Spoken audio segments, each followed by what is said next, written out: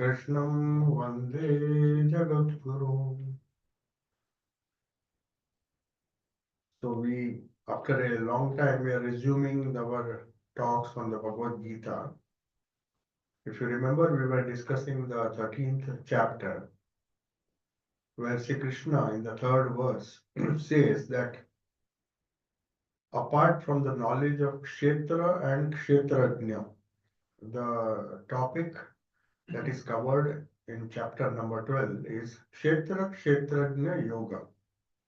That is, as you all know, every chapter is dedicated to a particular theme. And Sri Krishna instructs Arjuna and says two things are to be known, what is Kshetra and what is Kshetrajna. All the Vedas, the Vedanta philosophy, and all other branches of knowledge, secular knowledge, they are directed either towards Kshetra or Kshetrajna. Kshetra means the field, that is the object, the objective world. Kshetrajna is one who knows this objective world, that is the subject. So if you see, other than the subject and an object, what else remains to be known?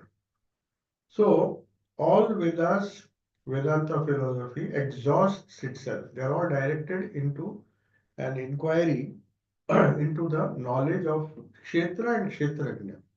If you know Kshetrajna and don't know what Kshetra is, then the knowledge is incomplete. On the other hand, all the physical sciences and all the subjects that humankind has developed, which is known as the philosophy of the Kshetra, the nature that we see around us, if only you know, of course, it is impossible to know everything about the Kshetra, and the scientists know that. That is why they say, even a person, scientist like Newton, said, what I have done is collected some grains of sand on this vast or beach, sand beach of God, and a few grains I have tried to understand, and that is my achievement. So all the knowledge that we have already discovered or hope to discover in the future about the Kshetra is also limited. But still, Kshetra, the knowledge of Kshetra, that is the knowledge of nature, without the knowledge of Purusha or the Kshetrajna. So these are different ways of expressing the same thing. One is the subject, that is the pure consciousness, the subject which sees the object around it, and the objective world around it, what it is. So Sri Krishna says a complete philosophy or complete knowledge means they should inquire into these two ultimate realities. That is what Sankhya and Yoga also says. Sankhya says the knowledge of Prakriti enables you or ultimately leads you to the knowledge of Purusha. But the goal is to separate Prakriti from the Purusha. Actually, the word yoga, though it means a union of two things, people would rather imagine or believe that the union of Purusha and Prakriti, or trying to understand how these two are ultimately united, should be the goal of yoga. But the Bhashyakara or the commentator of the yoga himself says that this Viyoga is yoga. Viyoga means the separation of Purusha and Prakriti, trying to understand that it is the Purusha which is distinct from the Prakriti, and because it gets mixed up with Prakriti, all this illusion and all this suffering is there in this world. So to inquiry into these two ultimate realities, because all dualistic schools, other than pure Advaita or maybe Buddhism, they do not even say that Prakriti exists. They say it's an appearance, it's just Maya. So there's only one reality to be known, that is the Kshetrajna, the Purusha or Brahman. Brahman is the only goal of Upanishads according to Advaita Vedanta. But like other dualistic philosophies, Sankhya also says we just can't ignore Prakriti. So Kshetra, knowledge of Kshetra ultimately as you see, all the 12 chapters that we discussed till now, there are different aspects of Kshetra. The Vishwarupa also. If Vishwarupa was untrue, then why would Krishna show the Vishwarupa to Arjuna in the 11th chapter? And in the 12th chapter, there's a devotional to a personal God. If everything was untrue, then why Sri Krishna is asking the devotees to practice it? Because if one assumes that Kshetra and Kshetrajna are worth knowing, then there is something in the Kshetra, the knowledge of which may lead us to Kshetrajna, but ultimately it is the Kshetrajna, the knowledge of the self that is supreme. That everybody accepts. Vedas, Vedanta, Sankhya, Yoga, all of them accept. But they give importance to Prakriti also and also Kshetra. Prakriti or Kshetra is the same thing.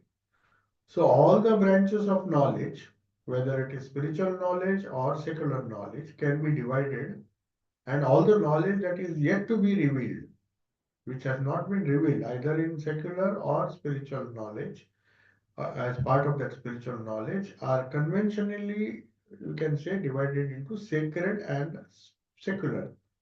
They all are engaged in either explaining Kshetra or Kshetranya or both.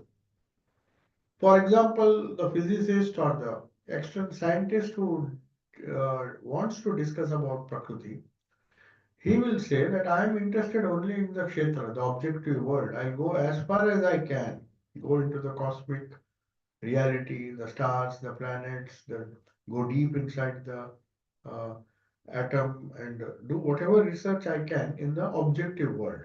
Whereas the pure Jnani or the Advaita Vedantin, he will say, since all the Kshetra, it's just a waste of time. I would rather focus on Kshetrajna because that is the goal of my life, Mukti or Moksha. So he focuses on the one extreme, and the scientist or the person who says he is interested in secular knowledge pursues the Kshetra.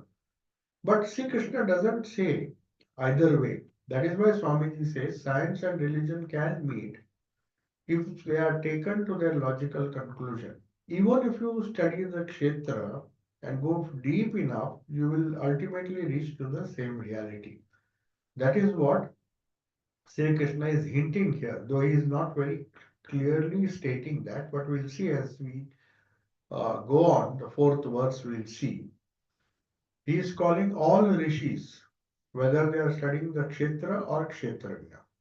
So by that, we mean that even a rishi or even a scientist who goes deep into his study of the Kshetra can be called as a rishi if he is honest and if he wants to take truth to its ultimate logical conclusion. So, what are the vehicles of revelation? So, now the verse 4, which we just briefly read last time, we'll see what it really means. Rishi Bir Bahuda Gitam, by various rishis. Now, he is meaning scientists also in this. Rishi Bhi, by rishis. Bahuda Gitam. Gitam means again and again they have sung.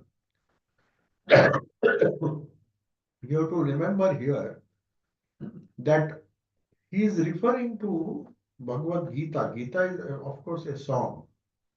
Just as all the Upanishads and all the scriptures, the Mahabharata, Ramayana, they are all sung. They are not prose. So that is why he says most of them have sung. Bahuda by the rishis is in many ways it is sung. Some sing about Prakriti, some sing about Kshetra, some sing about Kshetrajna, the knower, some glorify the object, some glorify the subject. But in either case, it is the same knowledge that both are seeking. This is something very unique. He doesn't take sides, Sri Krishna, at least not now. Though we will come to the conclusion that knowledge of Kshetrajna, that is the knower of the Kshetra, the subject, is inevitable, and ultimately that is the real knowledge which leads you to the knowledge of the self, which is, according to the Indian tradition, is the highest knowledge. But they don't belittle secular knowledge.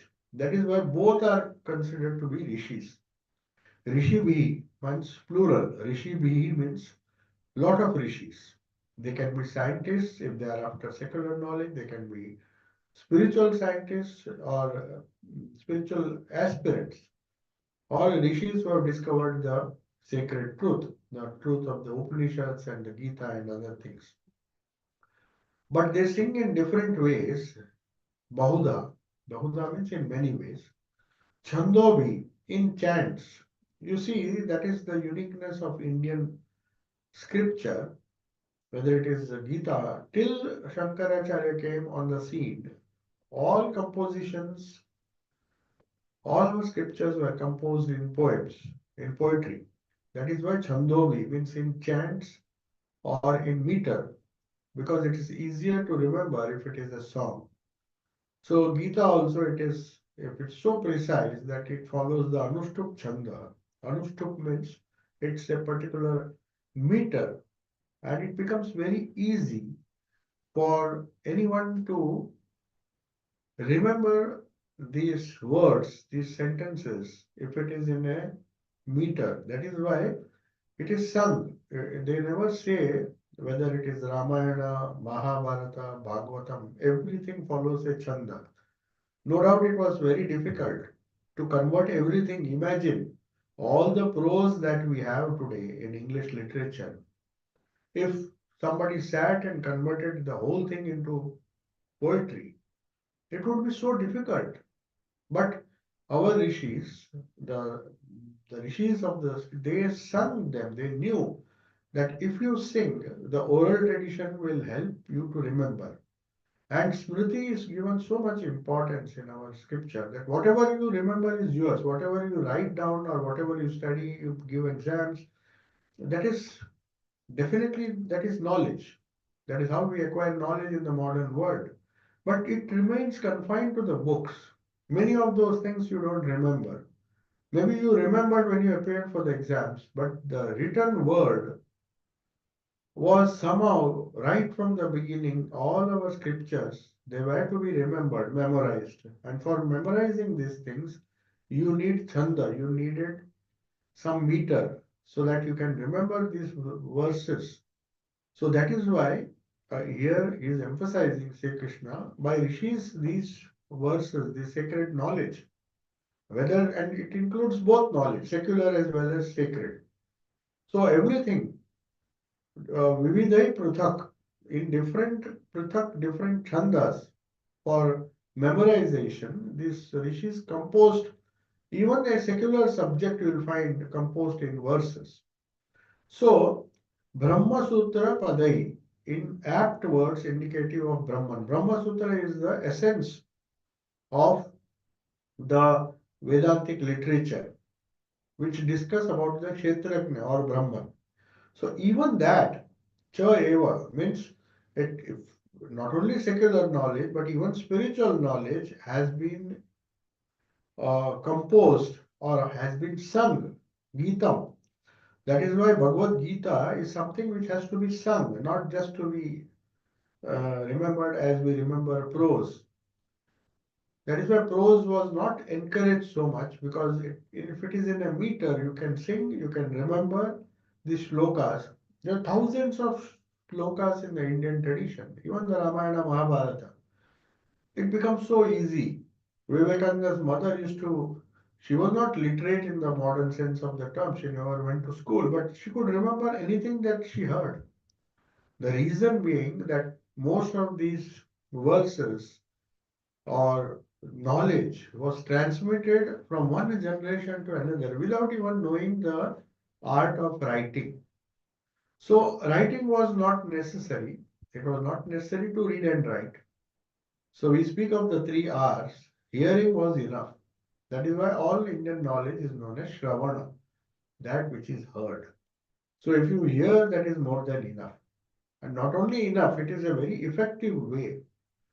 The Sanskrit sound, the Sanskrit symbols, they, though the child or the person who is new to this language, even if he doesn't know the meaning in the beginning, he is asked to memorize it and internalize it. Even if he memorizes it someday or the other, because it is in his brain, it is not in the books, it is not in printed as a printed material which he will never use in his life again. Many times it happens. All our books with which we studied so hard and got our degrees, they are just lying somewhere. We just dispose them of. Whereas these things you can't dispose. They are not supposed to be disposed. I'm not talking of only the spiritual knowledge. Even the secular knowledge was remembered. A simple subject like grammar. You had to memorize the whole of Panini's Ashtadhyayi. We had a teacher who taught us Sanskrit, but most of the books that we followed is the modern Western way of learning grammar through formulas and a very easy way, charts, tables. That is how we study in modern language. So since students or brahmacharis are coming, having acquired modern knowledge, unfortunately, the old tradition of memorizing was lost, and we sh- shuddered at the very thought that we have to memorize 4,000 verses, sutras. But our Acharya, whom we insisted because he was an authority on Panini's sutra, he said, see, Panini, I can teach you, but under one condition. You have to memorize the sutras, at least one chapter, or maybe I will give you some 100 verses, which I may, 100 sutras, which I will teach over the next 3 months. And first you have to memorize it. Half of or 90% of us just escaped that class because it was so tough.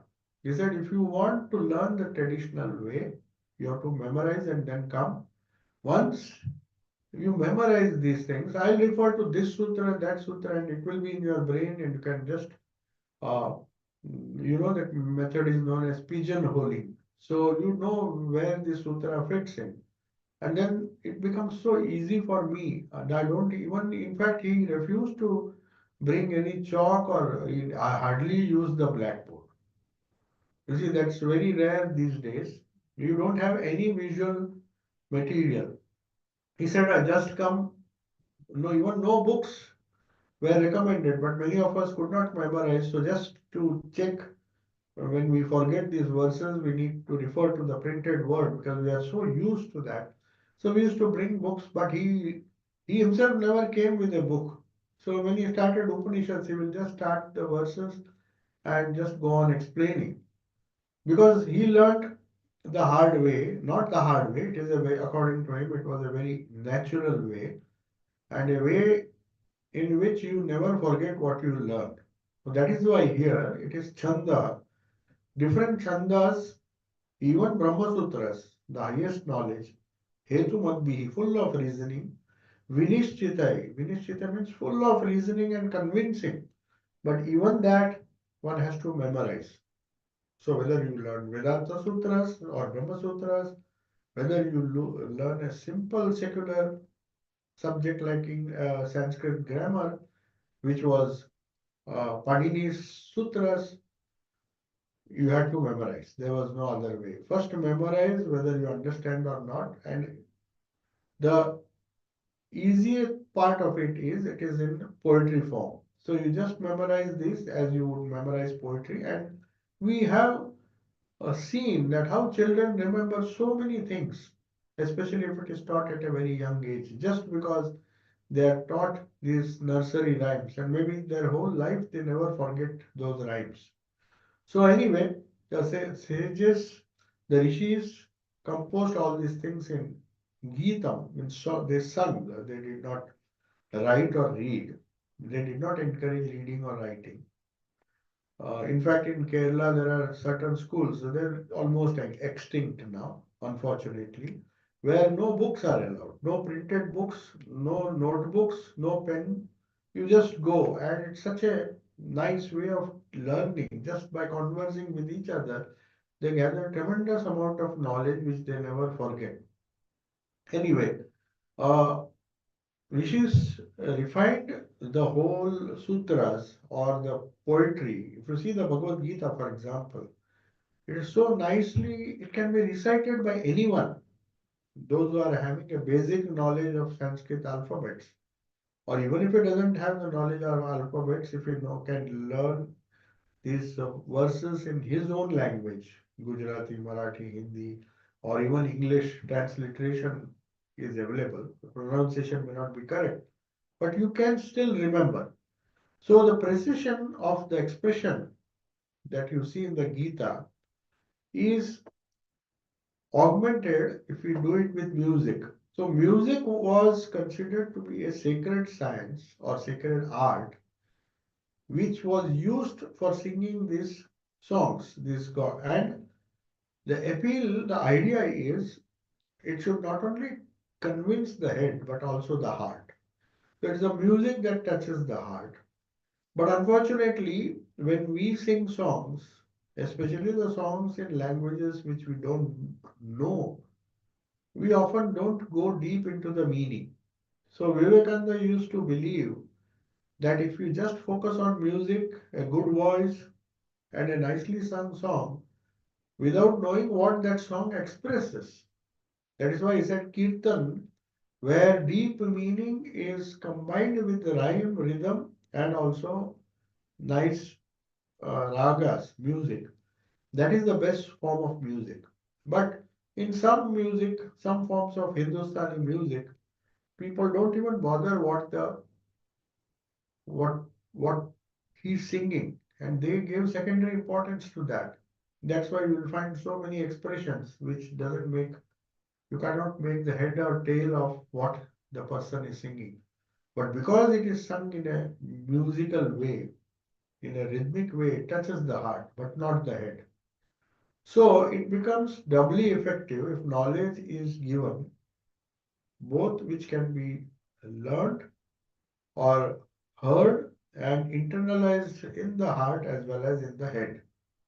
So emotion is definitely refined by music. So it's not just the intellect that has to be taken care of. The music takes care of emotions and the heart.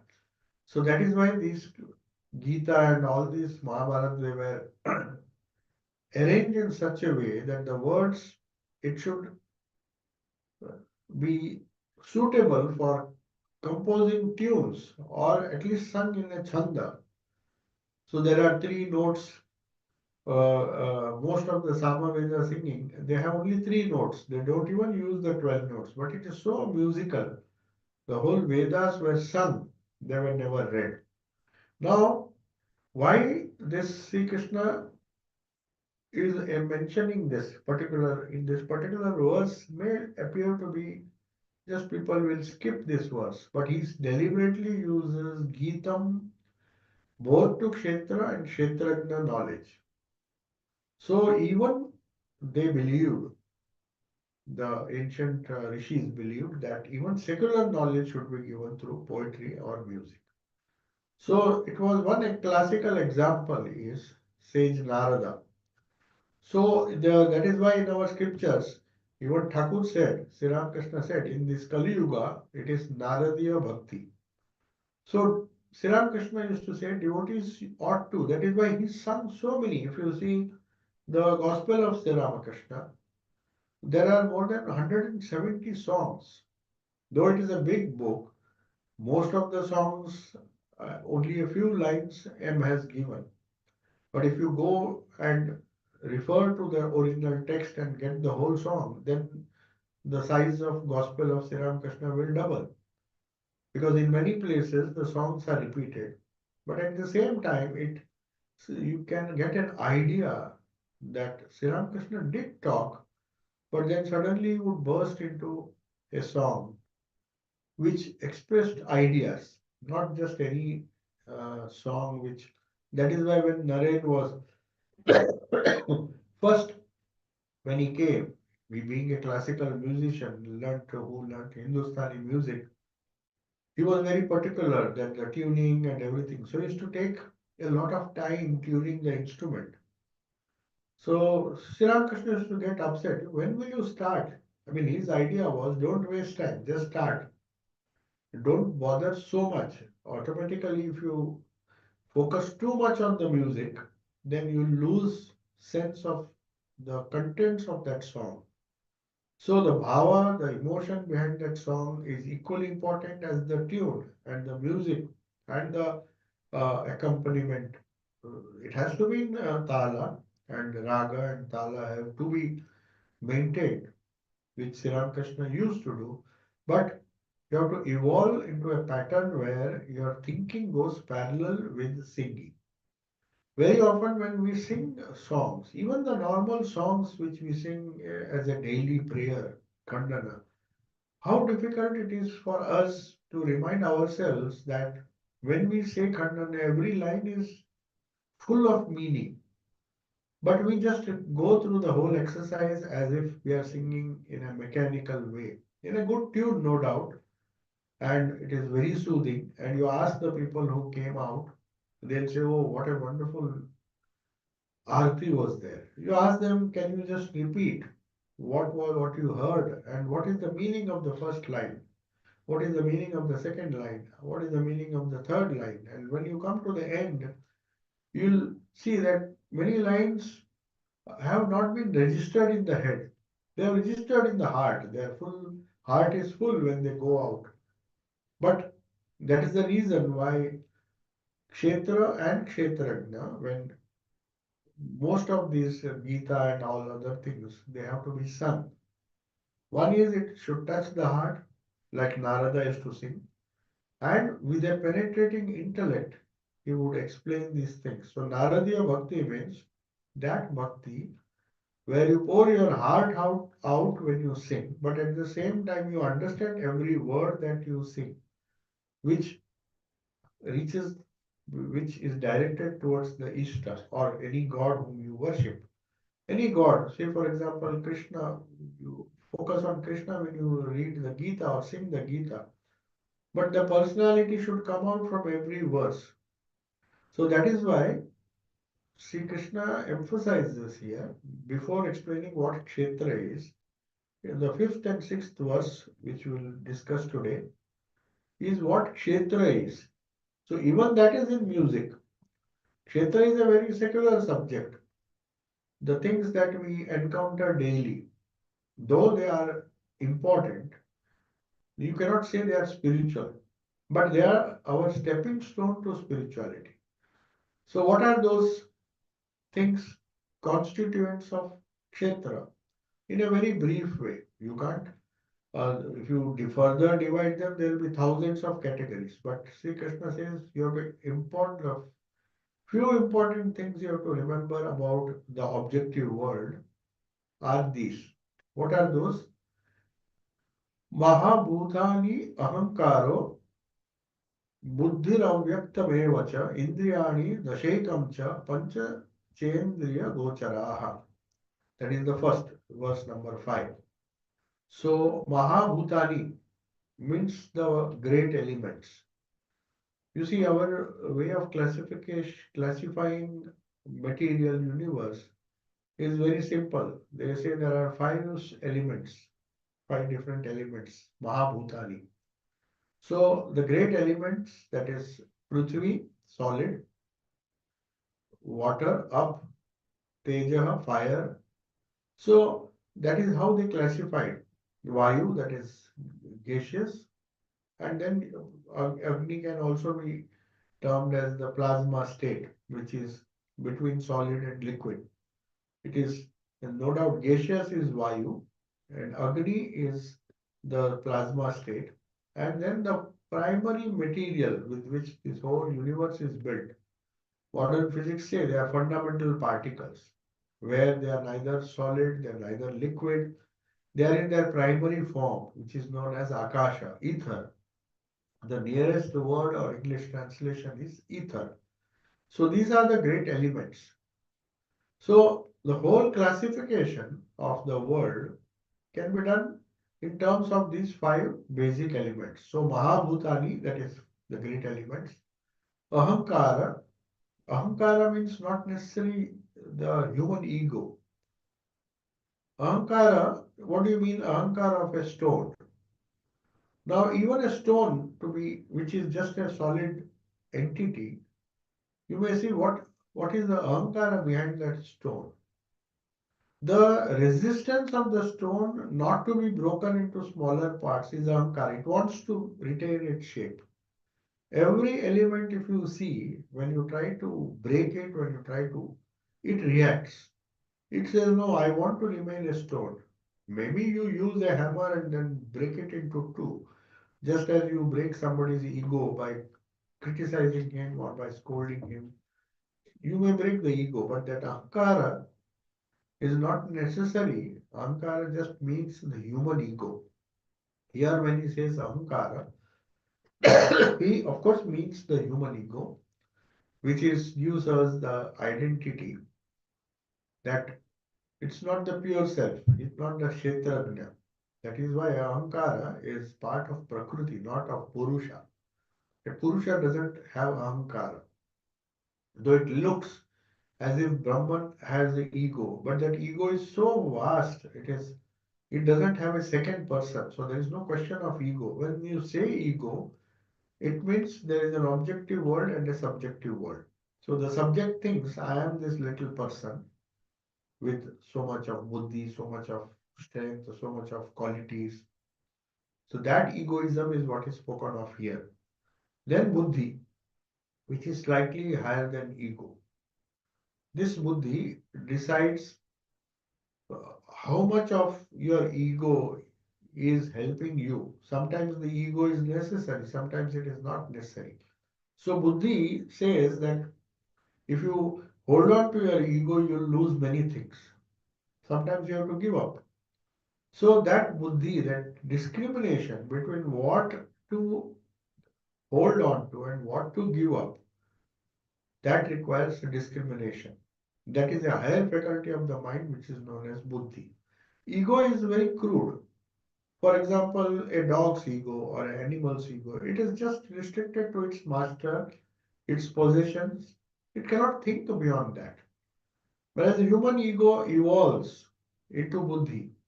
It decides it's not good now to insist on holding on to something with some ego that is hurting me, that is hurting others. So you just give up your ego and just free yourself from the bondage of ego. So first the gross elements bind us, then the ego binds us, and to a lesser extent buddhi binds us. But even buddhi is part of, it's not, though it is higher than the ego, it is still part of the kshetra, not kshetrajna. Avyakta, the unmanifest, even the unmanifest, that is Parama Prakriti. I explained this in great detail. That is the whole science behind our Mantra Shastra, which explains, because some explanation you have to give. The Bija Mantra is the explanation which tells how the Avyakta has become Vyakta. First, from Brahman, you have Parama Prakriti, then Parama Prakriti then becomes Prakriti. So there is an intermediate state which Sri Krishna very cleverly says it is even above Buddhi.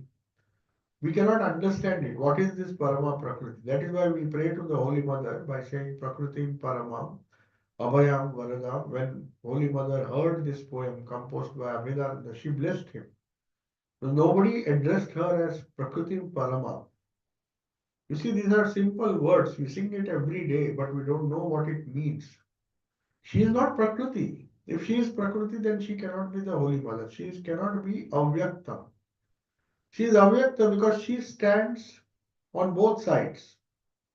She can take you to Brahman and she can also take you to the lower manifestation. So she is Prakriti Parama. Parama Prakriti or Avyakta is referred to as the unmanifest Shakti. So this is very important to understand and it goes beyond Buddhi. You see, Sri Krishna goes according to the gross nature. He goes from Mahabhutani, the totally inert nature, which obviously is you see around you. But slightly higher is the animal kingdom, the plant kingdom, even the stones. They have an ahankara. They want to remain a stone. They don't want to be changed into anything else. There is resistance. Everybody wants to resist change. So that is the ahankara which is telling a stone to remain a stone and iron to remain an iron unless it is forced to be merged into something else and the nature changes. That is what ahankara does. It resists. So also human ahankara. It will refuse no matter how much you are insulted, you still hold on to your ego till you understand that there's no point in holding on to the ego. So you give up, and that faculty is buddhi, which tells you when to give up the ego and when to retain it. So that is a higher, so he is going step by step from the great elements, ahankara, then buddhi, and then even above that, the source of buddhi is shakti or parama prakriti. That is why the Patanjali's Yoga Sutra, they say we have to pray to this parama prakriti to enable us to have this buddhi, dhiyo yona prachodayata, this buddhi which will enable us to control our ahankara and in turn enable us to be free from the mahabhutani. So, it is not a very easy thing to escape the grip of kshetra and to align oneself with the kshetranya. Then there are other things. It's not just these five, these four. Mahabhutani Ahankara, Mahabhutani Ahankara, Buddhir Avyaktam Evacha. That is one set. The other set is Indriyani Dashai Cha. Even the Indriyas, the eyes, the ears, the nose, all the Pancha Indriyas, Jnanendriyas and Pancha Karmendriyas. Five Indriyas which give us knowledge, five Indriyas which make us work. They Dasha Indriya, Ekam Cha. And Ekam is the uh,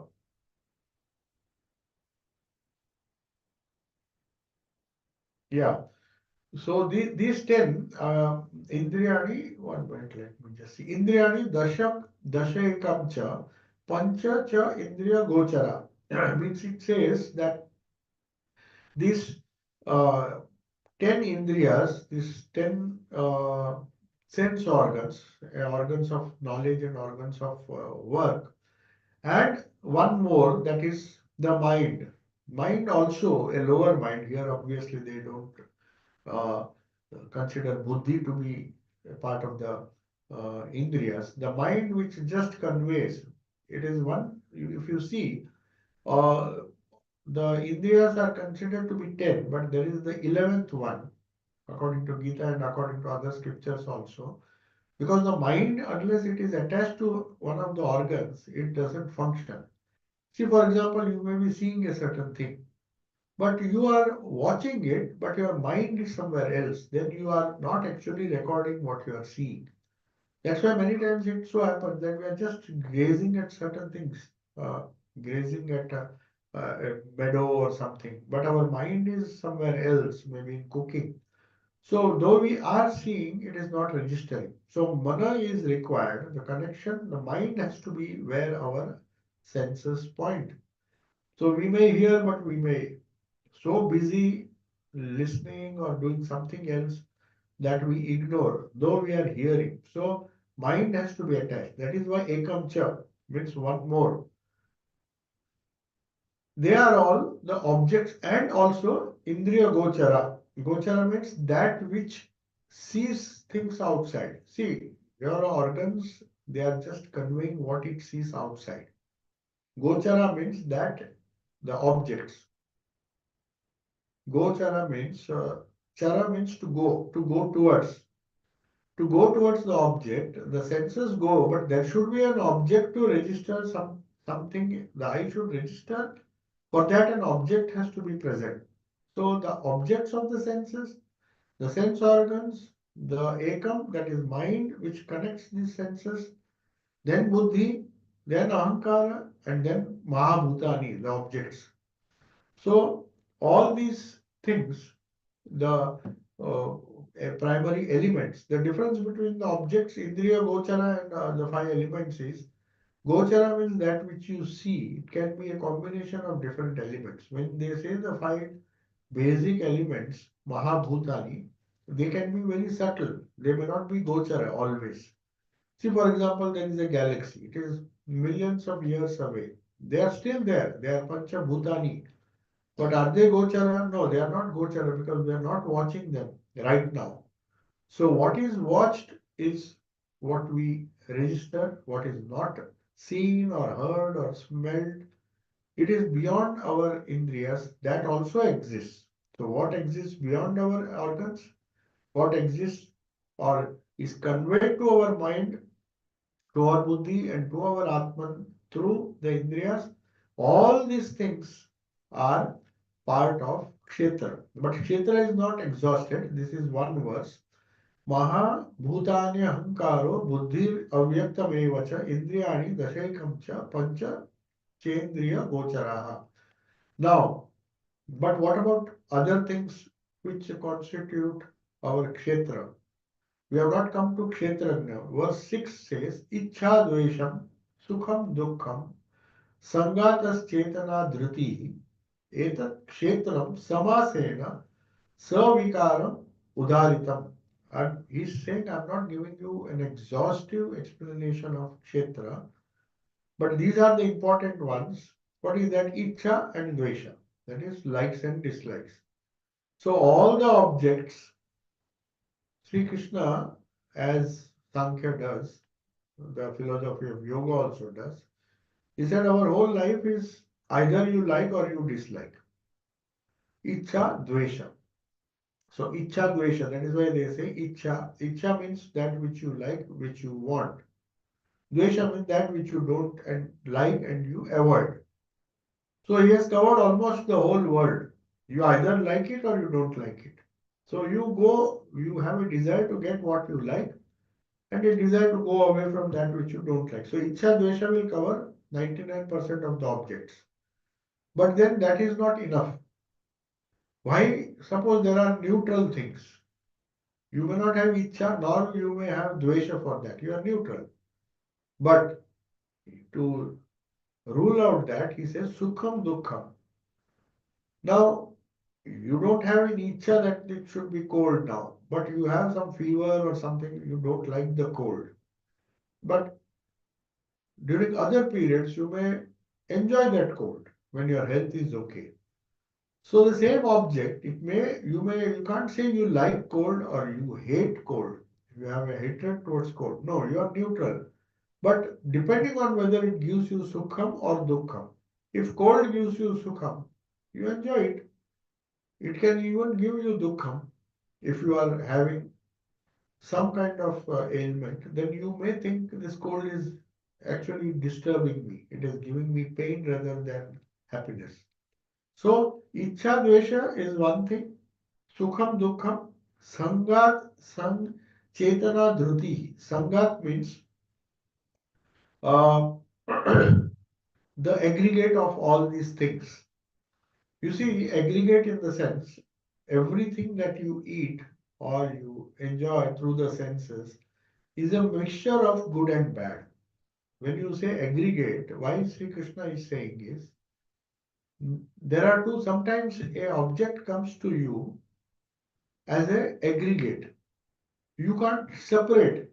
If you say it is giving you sukha, it will give you sukha, but afterwards it will give you dukha. So you can't say this is giving me sukha.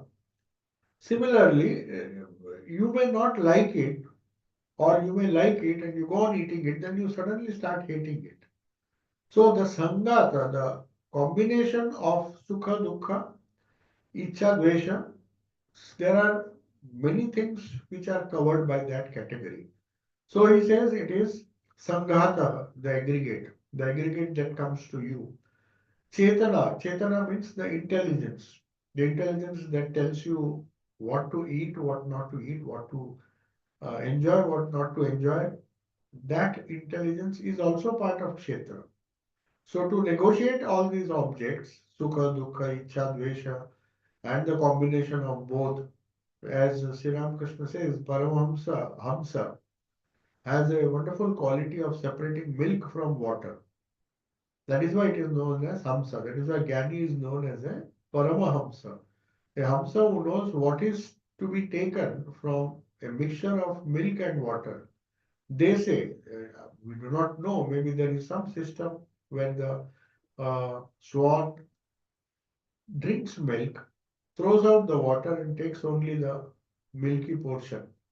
That is what our myth tells us. But whether it is true or not, the idea is Hamsa, we call a Paramahamsa because he is able to distinguish that intelligence which is developed, which is buddhi, which is also part of Prakriti, but it tells you how to deal with the elements of Prakriti without falling into the category of Raga, Dvesha, Sukha, and Dukkha, and Sangata. Now, for that, to have this Chetana, you need concentration or the capacity. These develop only through constant prayer, either Gayatri or the Japa that you do, which sharpens the buddhi. So what sharpens the buddhi is dhriti. Dhriti means fortitude, the capacity not to be to hold on to a particular thing.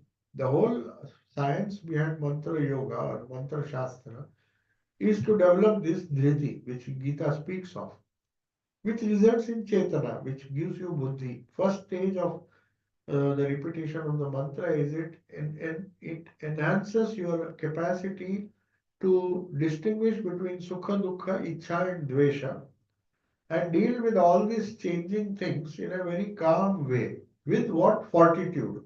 So, without dhriti, without patience, you cannot distinguish what is good or bad. Suppose something comes, people are highly reactive when they are at the mental level. Or I don't like, just wait for 2 minutes, just see. You may think it, you may not like it, but don't jump to any conclusion. Just try to find out whether you really dislike it or it is just a temporary reaction. That is why this dhriti, intelligence cannot come if a person is impatient. So dhriti is considered to be a very important quality with which, if you see, Holy Mother, if you want to describe in one word, it is her dhriti. You see, even Sri Krishna had his ups and downs. Swami Vivekananda used to get angry, sometimes get upset, sometimes be intensely happy. But you see, Holy Mother, you cannot imagine a photograph or anything about Holy Mother where she is excessively full of laughter and she is dhriti, has the fortitude. But at the same time, she will never be drowned in misery. She will never be too happy, neither be too sad. So Sukha and Dukkha, and there is of course no Ichha and no Dvesha, no desire, because there is no like or dislike. That Dhriti is that quality which Holy Mother has. It is fortitude. So in one word, if you describe, that is why Sister Nivedita says, words are too. It's very difficult when I met Holy Mother to describe her in words because words are do not reach, cannot be used properly to describe Holy Mother because she is beyond words. So this is the quality which the kshetra, that is Prakriti, Parama Prakriti is made of. The great elements, egoism, intellect, as also the 10 senses, the one mind, the five objects of the senses, desire, hatred, pleasure, pain, the aggregate, intelligence, and firmness. See, that is the reason why the Sri Krishna has given this in a particular sequence.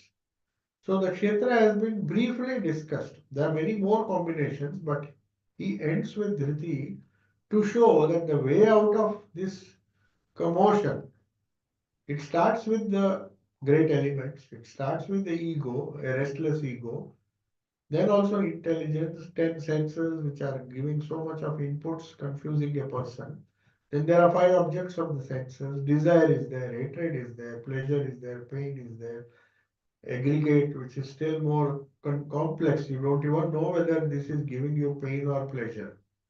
The aggregate is introduced here just to show that everything comes as a combination, which is rather true. That if you see any object that approaches you or you go towards an object, many times there is uncertainty. You don't know whether it is something to desirable or something to be avoided, hatred. Whether it will give sukha or dukkha. Most of the times we just take a chance. So the aggregate, it comes as an aggregate. It comes as something which will give you dukkha or sukha, but with dukkha behind it. Or sometimes there is something which appears as if it is a thing that will give you sadness, but ultimately you see from that joy comes. For example, meditation. When you sit for meditation, it is something which is definitely not desirable. It is painful. It is something against our nature. We would rather just leave our mind free to jump about in whichever direction it wants. But after a certain time, you find that what you thought is painful, meditation, which initially is painful, later on it gives you so much pleasure, then you find that it was actually a mixture of both. It was painful to begin with in a gross level, but as you go up, I mean, it evolves. The process of meditation, your mind evolves, then the dhriti comes, or the firmness comes, the fortitude comes, and then you uh, are completely in control of the situation. So the great elements, now I will just recapitulate, because the whole of Kshetra is described, so it is better to revise what it says. Next time we will go to verse number 7 and 8, which will describe, which is more important, the uh, idea of Kshetrajna.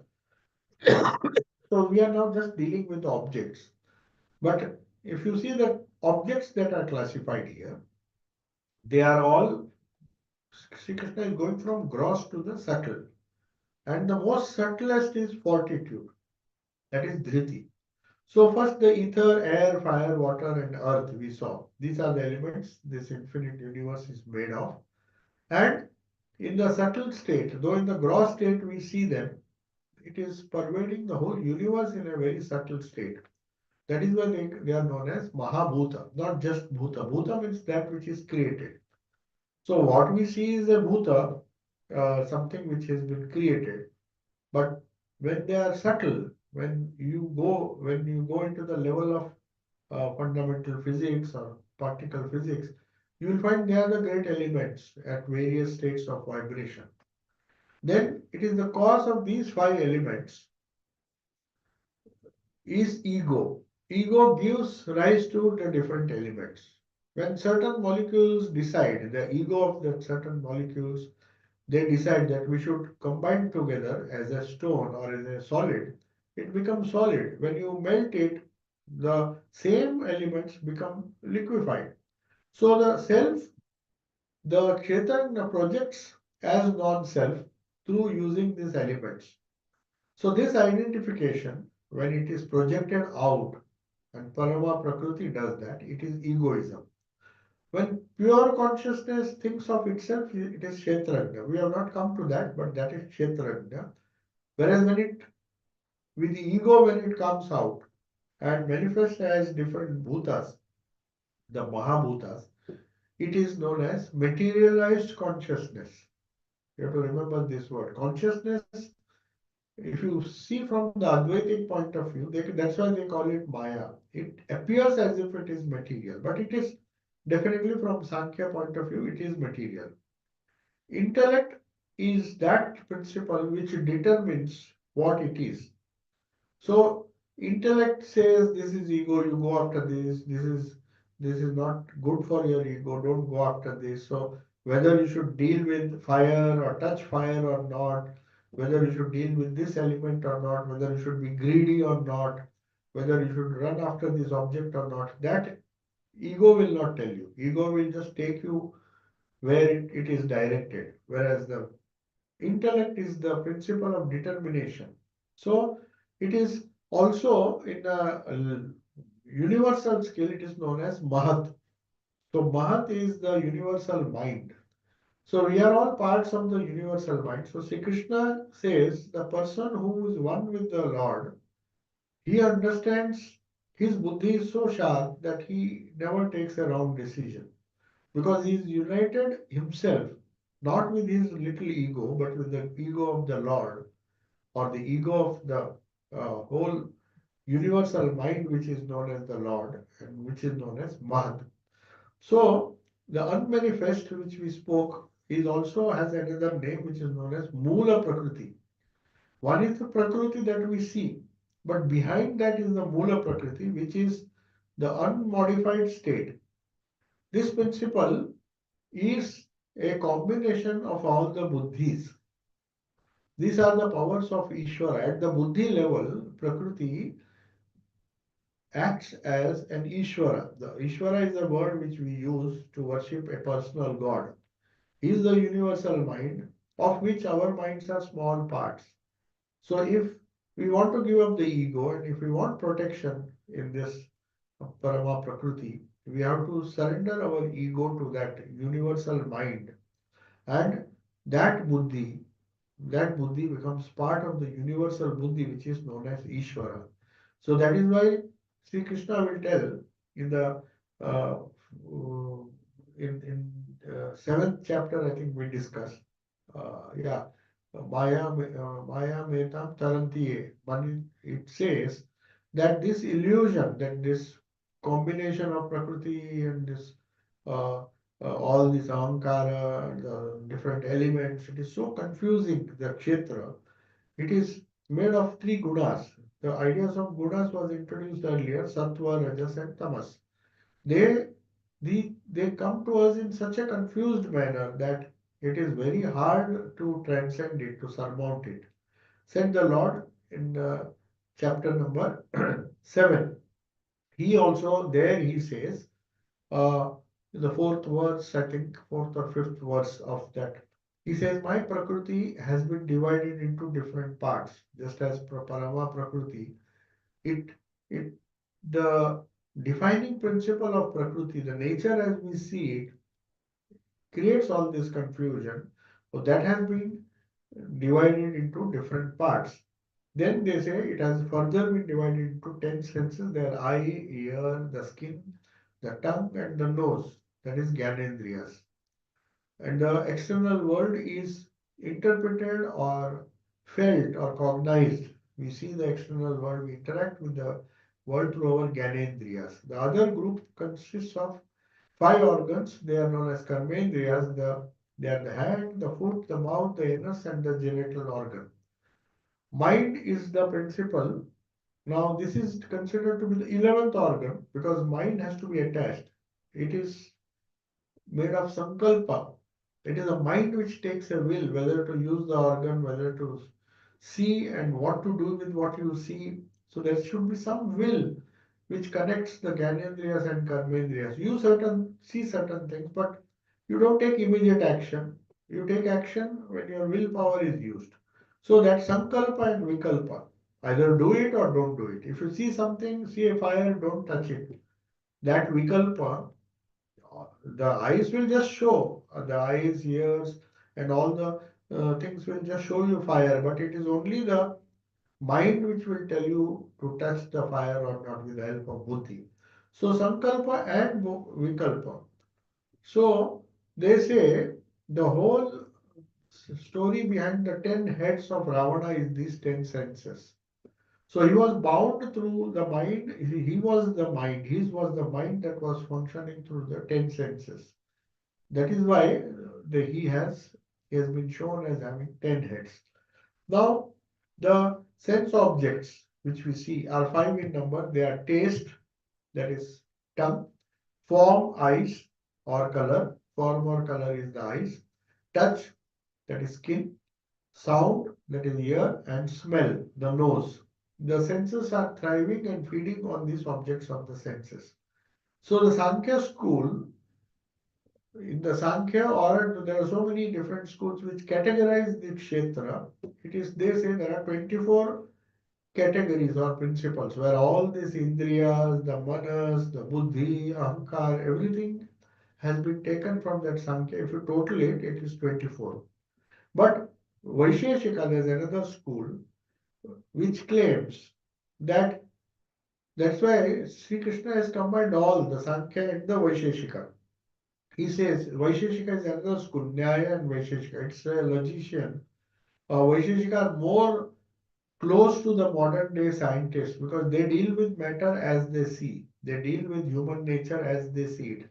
They don't go too much into philosophy. So it is they who introduce this raga, dvesha, desire, hatred, pleasure, and pain. Because they say every human being, every creature has certain likes. Even a plant, if you give it certain things, it will not like, it will die. If you give it certain things, it will accept. So they saw these qualities are universal. By studying the universe, they saw desire, hatred, sukha and dukkha. Everybody experiences in this world. So they consider them to be categories. So that is why Sri Krishna trying to combine Sankhya, Vaisheshika, Nyaya, everything is combining, and because they are discussed in Indian philosophy and because they are impermanent, they are known as Kshetra. The Kshetra is just a combination of all these things. That is why anything that is impermanent, Sukha is impermanent, Dukkha is impermanent, Raga is impermanent, desire may be there now, it may vanish after some time, hatred may be there, it may not continue for long. So, all these external characteristics which are temporary in nature, which are part of the Prakriti, are classified as Kshetra. So, desire is, why desire has been added, that it is desire that makes you, it comes from sparsha or contact. So, it wants to repeat. A eye sees or tongue smells certain things, a tongue tastes certain things. A desire comes, it wants to sanghata, that it wants to enjoy that again. So once it is not happy, then it takes it twice, then thrice, four times, then it goes on. So whatever is agreeable to the senses is repeated, and that is known as desire, likes. Hatred, which is once you taste it, or once you see it, or once you experience it, you rebel. You do not, you have a revulsion to that object, which are painful. So that which gives dukkha is hatred, you dvesha. That which gives you temporary sukha, but all these things are temporary. So all this aggregate, the body unfortunately doesn't experience one thing at a time. It always comes in aggregate. That is why scientists are marveling that how many multiple tasks the body does. It sees, it decides. Every cell, there's a beautiful book by uh, uh, Bruce Lipton, which one of our senior Swamis, who Swami Gangananda, who's in Belur Math. Unfortunately, we met him for a short time, but he fell down and then he was to be hospitalized. I could not meet him. He wanted to give me that book. Of course, that book is with me. Bruce Lipton's book. Uh, the name of that book is uh, The Biology of Belief. So that is what he says, that every cell within, there are, according to a rough estimate, there are about 3 trillion cells in our body. According to this biologist, who has obviously not read the Gita or Vedanta, he says, contrary to popular belief, we are not what we think, we are what our trillion cells decide. It's like a democracy. Every cell is taking a decision independently because depending on the likes and dislikes. So it's aggregate. Sanghata means that we may think we are XYZ because of our stupid ego, but we are not what we think we are. We are just an aggregate. Karma has brought all these trillion cells, and certain cells do what they like because of their karma, and then the combined effect is felt by us. So it's functioning, though it looks marvelous, because we see it from the point of view of ego. So what reveals to us What is that consistent thing which always thinks I am happy, I am sad? Actually, we are not happy. A certain group of cells which cause the knee pain. Say, for example, I develop a pain in the knee. Those cells are suffering. I am not suffering. That is why Sri Ramakrishna, when he had this tremendous pain, Turyaninji could see that he could disassociate himself with this. He did not allow himself to be under the influence of this Sangata, this aggregate of cells in the body of the throat, told him that you have a pain. But he said there are many other cells. Even when he was told, why don't you pray to the mother so that you can eat something? He said, I'm eating through all these different mouths. So that is known as Chetana. We will discuss it in the next class because that Chetana or the pure consciousness, which expresses partially through these 3 trillion cells, what we call the human body, which is part of the Kshetra. The Kshetra is something which is made of these aggregates of Sukha, Dukkha, likes, dislikes, ego. It is such a complex, our own body, just a simple body, or even a simple plant, a simple, uh, you may say, virus or a small creature. It is made of so many complex things that it is so difficult. Who is in control of all these things? So it is nothing but a sangata, it's an assemblage of various parts of the body which come together at different times and carry out certain functions. And we either become sorrowful because one part of our body is sorrowful because we are identifying with a particular body. But suppose the heart expands, as Thakur it happened. His consciousness reached out to other people also. Somebody was slapping somebody else and he could feel the pain because was not restricted to his 3 trillion cells of his body. Everything else was connected in his universal mind. So that Kshetra, when you develop that Dhriti, the Kshetra becomes vast. Dhriti, that's why Holy Mother, if she could even see the consciousness in a broom, when somebody threw away the broom, in inanimate object also, she says, how can you throw it?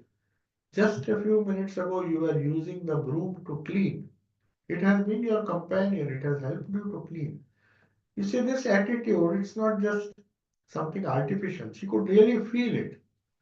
That this Kshetra and the Kshetragna, which is witnessing all this infinite drama, which this Parama Prakriti is playing out in different ways, through different egos, through different sense organs, through all these categories.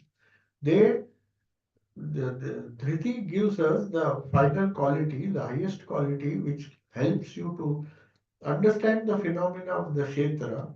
They, this particular quality shows everything in the proper light. So it is, but still, there is one jump which is required from Kshetra to Kshetrajna, which we need to do, and Dhriti enables us to do it. So that is why, though people may think this Dhriti is something like Sthita Prajna, it's not Sthita Prajna Lakshana, if you see. It's not that he is neutral, that Dhriti enables that person to in a very equal, with lot of equanimity, observe this whole drama of Prakriti without getting involved. You may say that you identify with the Parama Prakriti. That is exactly what Japa does. When you say the Bija, every time you say the Bija mantra, you are trying to go back. You don't reach the goal. You don't reach the goal because Bija has to, uh, the consciousness, the Bija has to be awakened to unite yourself with the Purusha. So what happens is the Bija takes you towards that Parama Prakriti because the source is Parama Prakriti. It is a mystic symbol which is part of the mantra which takes you from Kshetra to Kshetrajna in a very subtle way and it takes you very near, but unfortunately we again come back. The process is very simple to understand, but it is difficult to reach. That is why constantly that dhriti Firmness is mentioned here. So with firmness, when we continue our sadhana, when you either through jnana or through mantra or through bhakti, because through jnana you just deny, you just emphasize Brahman, not Parama Prakriti. Whereas those who are slightly believe in two realities, they say no, reality is true for us. We have our likes, dislikes, sukha, dukkha. We are troubled by all this. No matter whatever you say, we feel this. So we need the help of Shakti or the Parama Prakriti to take us every time we do sadhana as near to that Purusha and reach the goal of life. What is that goal? We will discuss in the next two verses where Kshetra is the goal which is described. Now I'll end with a small quotation from the Gospel. Sri Ramakrishna is asking a question. Why do devotees look after this body so carefully when it is actually a combination of things which are perishable? That is naturally a Jnani will ask. That's why they don't bother about their body. But is it possible for a devotee? Sri Ramakrishna says. He says nobody pays heed. See what a wonderful example he gives. Suppose this is like a box. He says nobody pays heed to an empty package. People preserve carefully a paper box or a big box because it contains precious jewels.